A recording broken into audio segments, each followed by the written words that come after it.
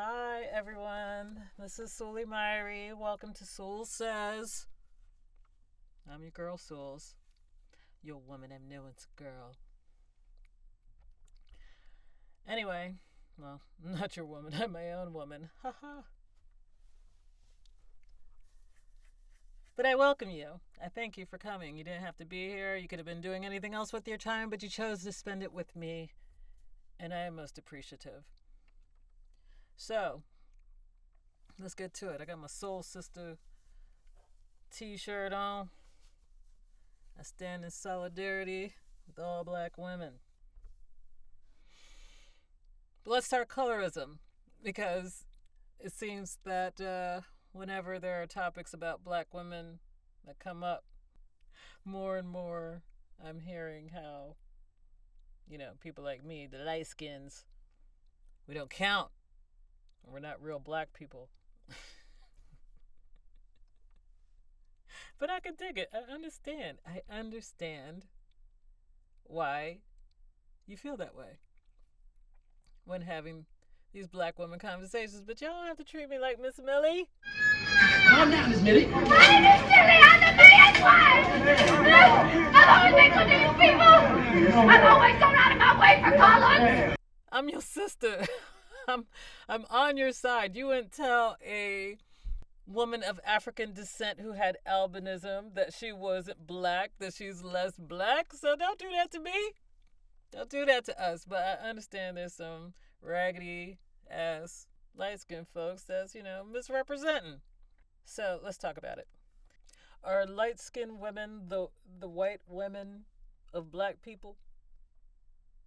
Do you remember when there was an article that stated that straight black men were the white people of the black community? So in turn I ask, are light-skinned women the white women?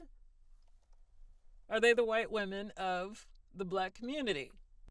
I've had my own racist experiences, that has not been, I've not been sheltered from that due to light skin.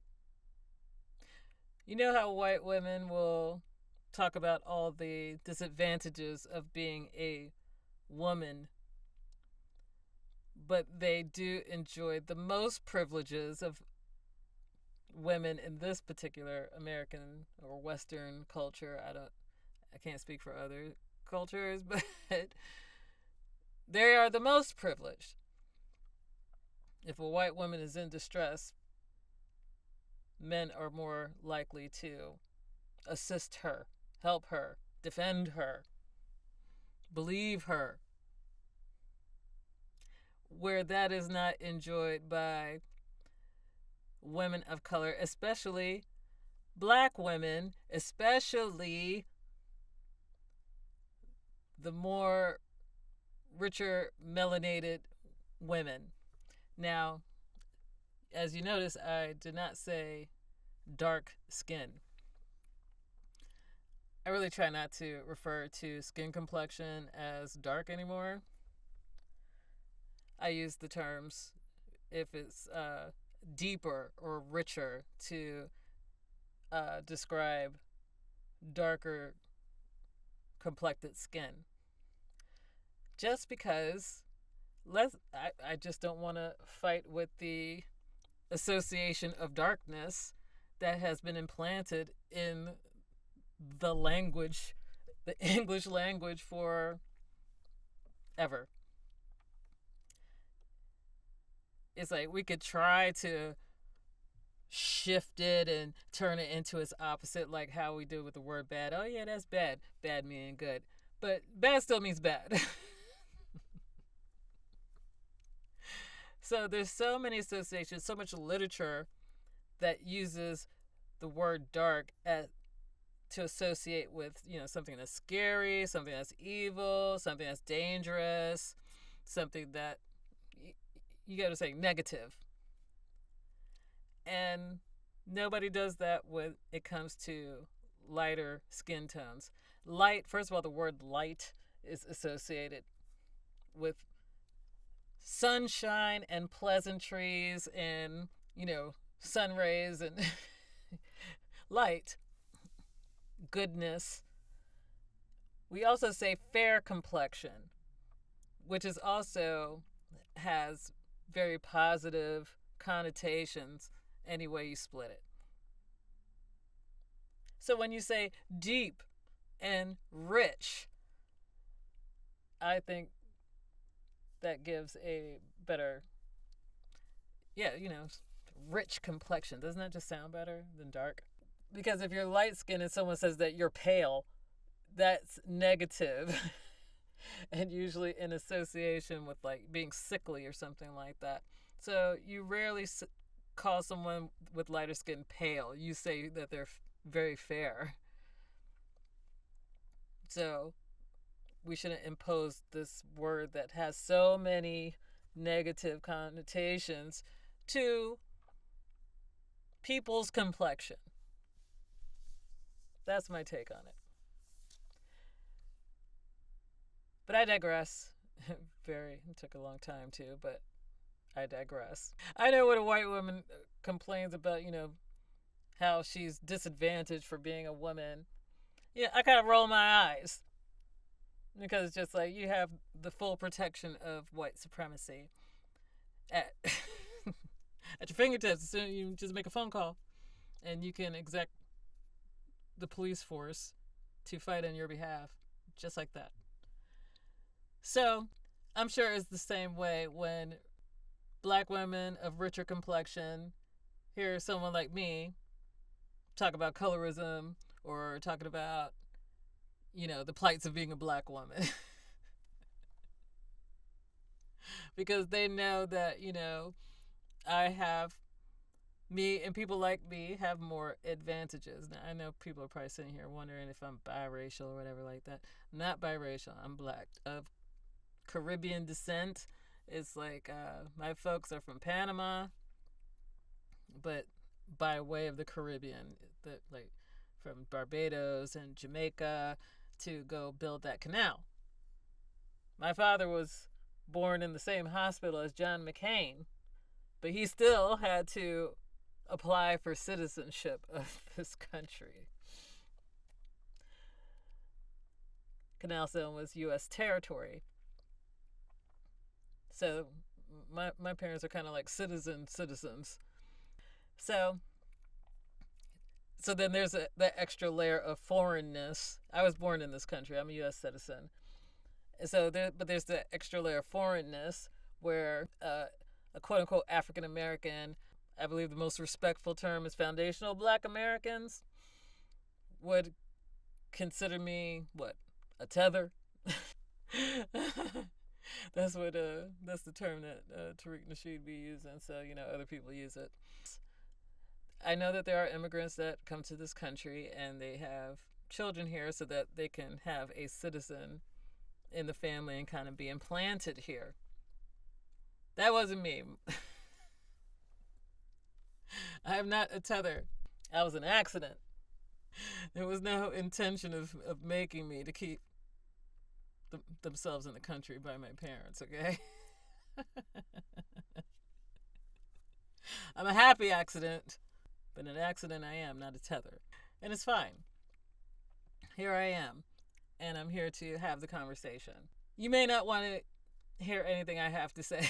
I don't think white people are better than me, so I would not dare think that I am better than people with deeper, richer complexions. That's stupid. But just because I feel that way doesn't mean that I still don't benefit from the privilege in people being upset by that fact. White people think I'm a safer black person. Where black people would question my blackness, there ain't no question when I'm dealing with white people. They know I'm black. and some like to really remind me, I've been called nigger by white people I've known, white people who were strangers. It's almost like they want to remind Just in case I forgot being light skinned with green eyes and all, they were going to remind me that I was a nigga. And, I used to curse. I used to curse people out so bad when they did that. I would never flinch or clutch my pearls when these moments happen. Like, how dare you?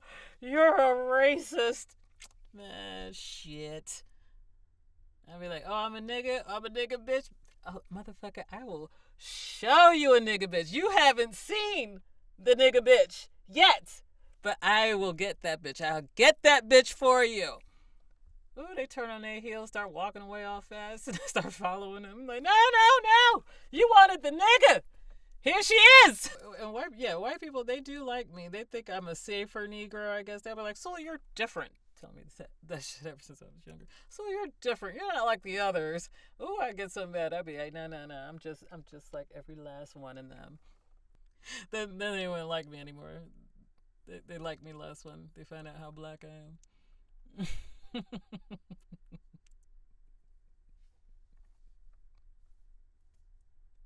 I remember I had a boss, a manager, and for some reason, the topic of reparations, I said something about, black people getting reparations for the scourge of slavery from this government and governments abroad. And he was like, you really believe that? I was just like, yes.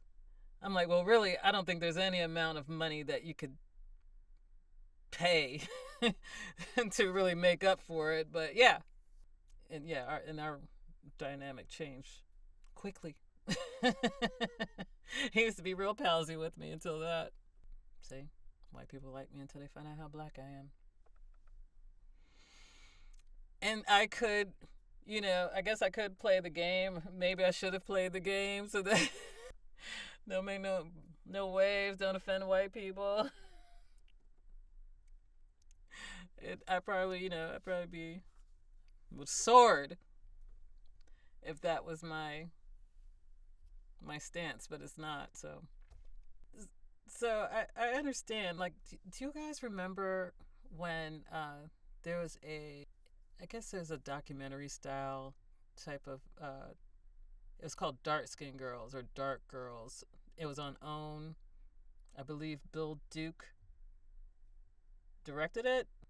And it basically talked about all the issues that melanated black women go through. Brown skin, black skin women go through in this country, mostly in this country. I don't know if they covered what was going on abroad. And it was good. Then they came up with a follow-up to that particular documentary called Light Girls. I thought this shit was so dumb. Now, if anything, they should have just kind of grouped the whole story together to talk about black women. But it's just like, what happened? What did Oprah or Bill Duke get a bunch of complaints from some light-skinned women? Did we turn into Karens and be like, well, what about us? Why were we left out of the Dark Girls documentary? You know why the hell our asses were left out of that shit? Because, oh my God, that Light Girls documentary was so fucking lame. Talking about, and when I go to school, the girls would threaten to cut my hair because I had such pretty hair, and they were just so mad that I was so much prettier than all of them.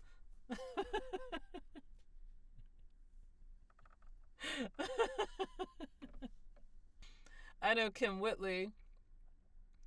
I could probably somewhat identify with this.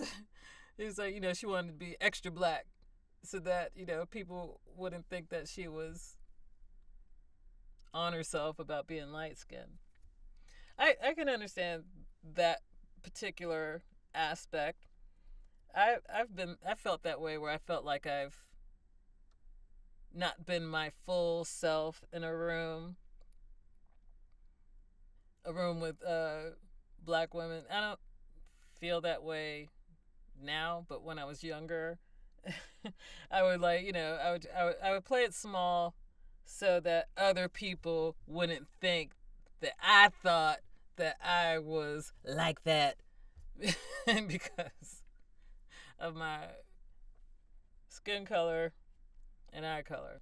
Because, if you were to fall for that type of stuff, well, then that means any non-black woman was better than me. There have been times where I felt like I had to pull back and play it small just so people don't think that I think that way. And then, I realized, well, what's the point of that? Because people still end up treating me like that anyway, whether I played it small or not. So it's just like, fuck it. Turn down for what? And light-skinned women, you just gonna have to shut the fuck up. It's like you don't want to have your own. It would just seem weird. It's like we need to have a whole light-skin convention so we could talk about how we're downtrodden too.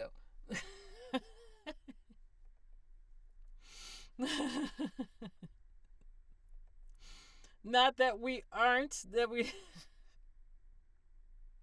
but it's like I guess we're gonna have to because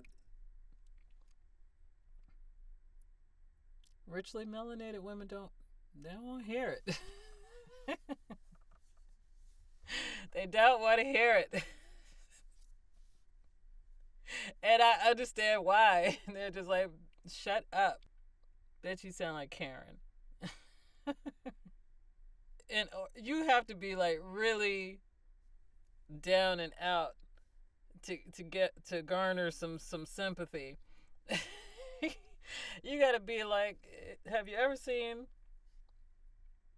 Alex Haley's Queen? Halle Berry was Queen and biracial. She was born into slavery. I know she was running away from some slave catchers and she was hungry and she was all muddy and her hair was all bestraggled. Can't go on like this forever.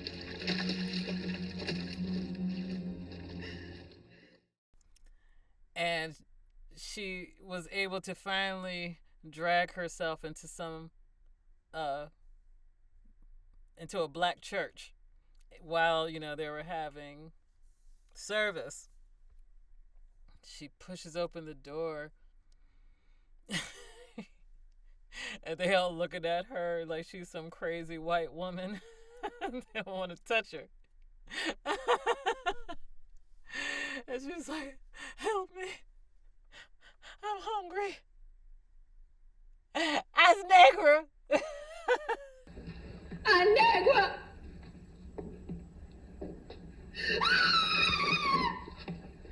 A negra. And they're like, oh, she's negra. She's negra. We can go help her now. She real down and out one. I would have to be that down in the dumps to garner any kind of sympathy from other black women. And that's okay. That's all right. They always talk about the hierarchy, the patriarchy, and the socio-political hierarchy to which we black women are the bottom rung. Okay? Fuck that shit. Black women, throw it away. Brush your hands up, brush the dirt off. You're just like, you know what? I'm not anybody's bottom rung.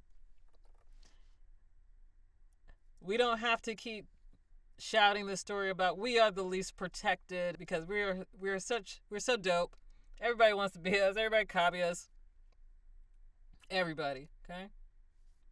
Yes, throw away this bottom rung, least protected. Stop beating that drum that we're the least marriageable and shit like that. Fuck all of them. We define who we are. We don't let other people tell us who the hell we are. We decide who we are.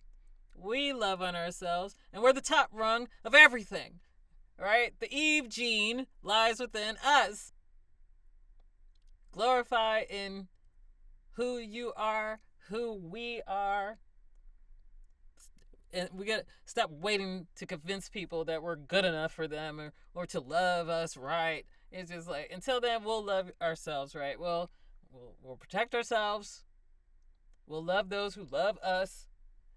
Not someone that's making us jump through hoops to prove that we're better than other women. It's like we're not in competition with anybody, okay? There are a lot of vocal black men openly shitting on black women. And you black men who say that, oh, I love black women. Well, y'all need to talk to these dumb ass motherfuckers that out here openly shitting on us. Okay? Y'all need to talk to them. We ain't talking to them no more. We don't have no words for them. We'll let you go. You go over there. And you can let you know, all the white women and Latinas and the Asian women that you love, that you say are so much better than us, you can let them, you know, protest in the streets for you when somebody kill your ass for nothing, when the cops kill your ass for nothing, when there's some terrible injustice exacted upon you. We'll let them do it. Now, I know y'all sitting here looking at me, well, you're part of the... No, I'm not part of that. Y'all ain't gonna treat me like I'm Miss Millie. I'm not Miss Millie. How do you, Mr. Pierce? Look at me, I'm driving now. I can understand white women being exasperated. They can't do anything right. They can't say anything right. Anything that you have accomplished or, you know, achieved, well, you know, everybody else is going to look at you with a cocked eyebrow and be like, well, you know, yeah, you've had all that privilege. You've had all that privilege. Of course, you can soar. But yeah, it's not that there aren't, you know, really beautiful, really talented, really successful, really smart white women, like they don't exist, but there's a lot of mediocrity that's given grand platforms because of the white privilege. And so you can't, to ignore that would be disingenuous. Same with light-skinned black women. There are levels of mediocrity that are, man, it's like we all do some light-skinned woman, some light-skinned green-eyed woman, or maybe she had some textured hair, who wasn't really that attractive, but because she had particular features going on, she was like, I'm winning. I'm the foxiest bitch out here. Because there'll be enough people to co-sign that, you know, enough black men to co-sign to that woman, because that's what they think too. It's like, you know, a number has been done on us black folks. I'm sorry that I'm itching. I had this terrible mosquito bite. Ugh. And it's so red, it's so swollen. It's just like I got this fat meat above my elbow. I look like one of those grandmamas that know how to cook, you know, real good. Little fat meat above the elbow. I'm trying to conceal it. I'm not sure if I'm going to put this out because this is a loaded topic, and I'm talking real wild. I'm talking real wild. But black women, let me say to my rich, deeply melanated black sisters, you are beautiful. You don't need me to tell you you're beautiful. You don't need anybody to tell you you're beautiful. Shit, some of my best friends, they're so gorgeous. They are deeply melanated and they are gorgeous and they have no self-esteem issues, but they roll their eyes when people tell them stupid shit like, oh, you're so pretty for a dark-skinned girl. It's just like, why do people say stupid shit like that? this is something that I'm just kind of thinking off the top of my head, but really deserves a panel. So I'm going to have to revisit this with an extraordinary panel of diverse voices. And, it's all about, creating bridges of understanding and empowering ourselves and each other. You know what I'm saying? But, let's be honest.